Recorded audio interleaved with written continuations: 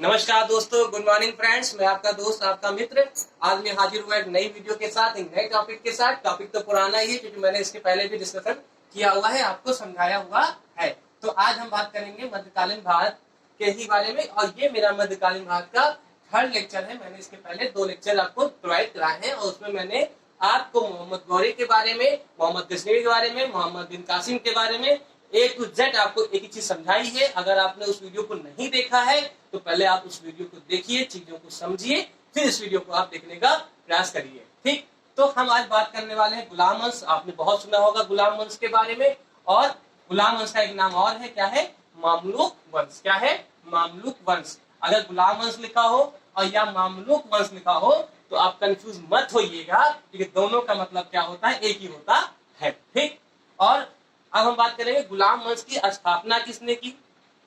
एक तो होगा स्थापना किसने की, और इसका वास्तविक संस्थापक कौन था। ठीक, तो सबसे पहले हम बात कर ले थोड़ा सा इसके पहले की जो हिस्ट्री है, मोहम्मद गौरी के बारे में। क्या पढ़ लेंगे हम? मोहम्मद गौरी के बारे में। ठीक, हमने मोहम्मद गौरी के बारे में आपको बताया था कि सन 1175 में ईस्वी में इसने सर्वप्रथम मुल्तान पे आक्रमण किया था। उसके बाद इसने 1178 के ईस्वी में इसने क्या किया था? गुजरात में आक्रमण किया था, भीम सेकंड, वहां ये पराजित हुआ था। फिर धीरे धीरे ये प्रोग्रेस किया, ये उत्तर भारत में आया, सिंध और कश्मीर के क्षेत्र में इसने 1179 में इसने क्या किया? सिंध और कश्मीर के क्षेत्र को ये जीता। उसके बाद धीरे धीरे ये उत्तर भारत की ओर बढ़ने लगा। जब बढ़ा तो धीरे धीरे उत्तर भारत की, जब वो बढ़े तो क्या हुआ कि उस समय चौहान वंश चल रहा था उत्तर भारत में। जो आपका राजस्थान का जो क्षेत्र है, अजमेर जो क्षेत्र है, हरियाणा है, दिल्ली है, इन सारे क्षेत्रों पे चौहान वंश हुआ करता था। क्या हुआ था? चौहान वंश हुआ करता था। और चौहान वंश का जो राजा था उस समय वो कौन था? पृथ्वीराज चौहान। कौन था? पृथ्वीराज चौहान। कौन था?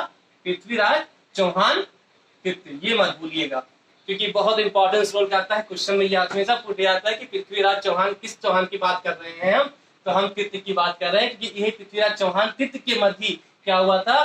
तराइन का प्रथम युद्ध हुआ था और सेकंड वार हुई थी।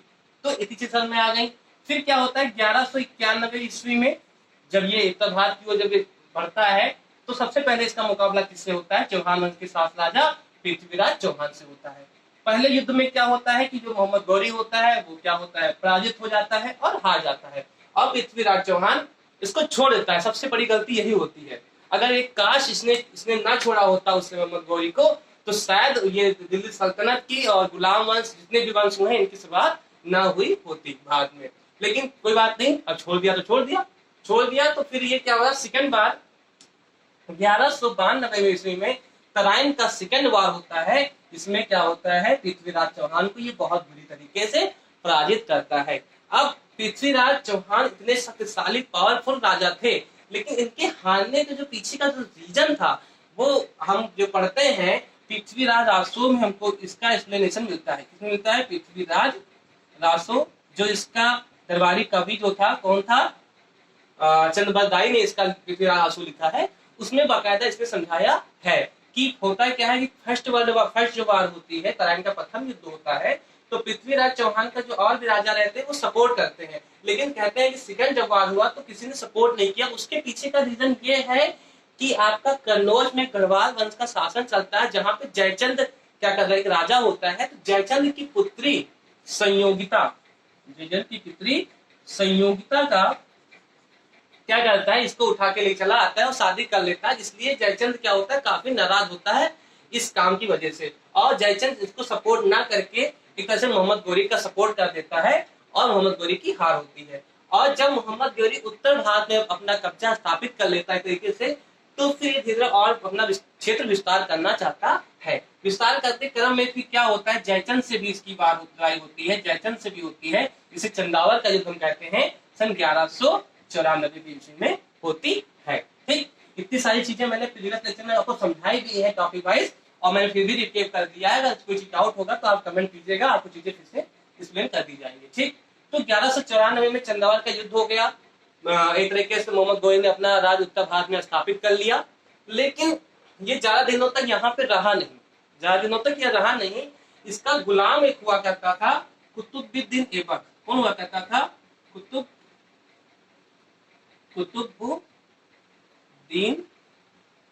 ऐबक इसका गुलाम हुआ करता था।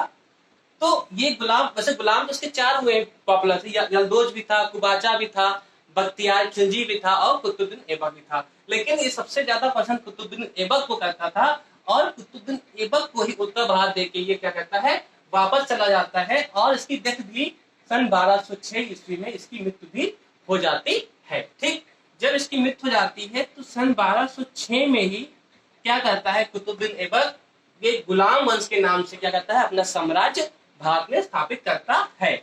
और ये जो साम्राज्य स्थापित करता है ये 1206 से लेकर 1290 तक चलता है। ठीक, लेकिन कुतुबुद्दीन ऐबक जो होता है अनफॉर्चुनेटली कह सकते हैं कि 1210 में ही मात्र 4 साल बाद इसकी क्या होती है, डेथ हो जाती है। तो कुतुबुद्दीन ऐबक संबंधित 4-5 पॉइंट हैं जो अक्सर एग्जाम में पूछे जाते हैं, वो आपको हम बताना चाहते हैं। तो देखिए, फर्स्ट पॉइंट हमारा क्या है कि कुतुबुद्दीन ऐबक ने किसकी स्थापना की, गुलाम वंश की स्थापना की। ठीक, याद रखिएगा।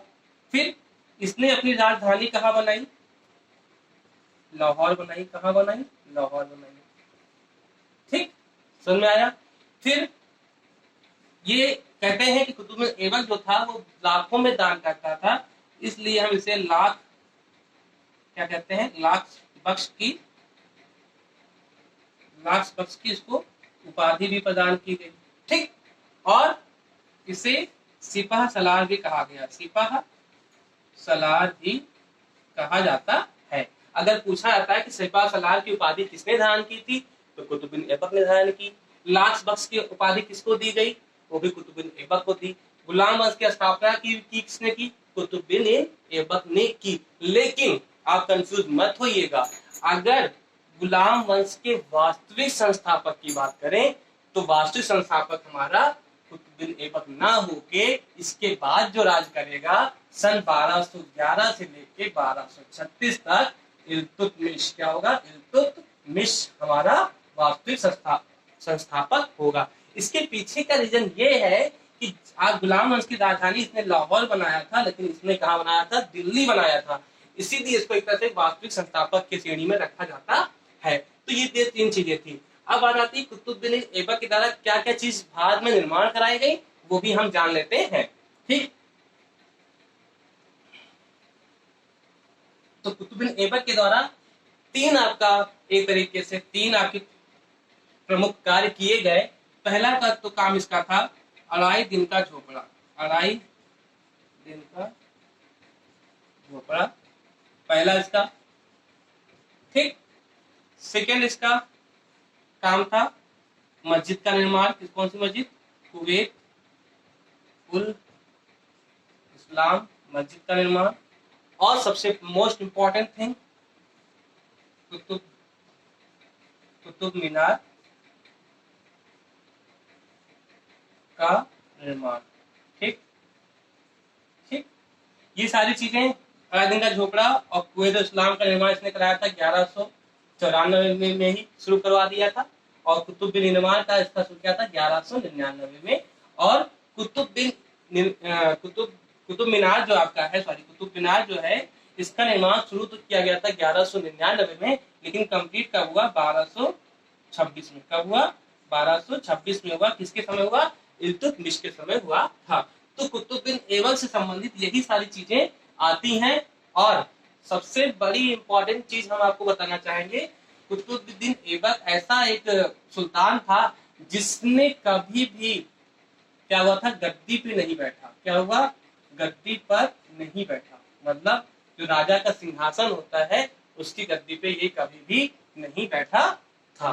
तो इतनी सारी चीजें आपको अगर क्लियर हो रही होंगी, एक चीजें समझ में आ रही होंगी, तो आप इसको लाइक करिएगा, अपने दोस्तों को भी शेयर करिए और चैनल को हमारे सब्सक्राइब करिए। तब तक के लिए धन्यवाद।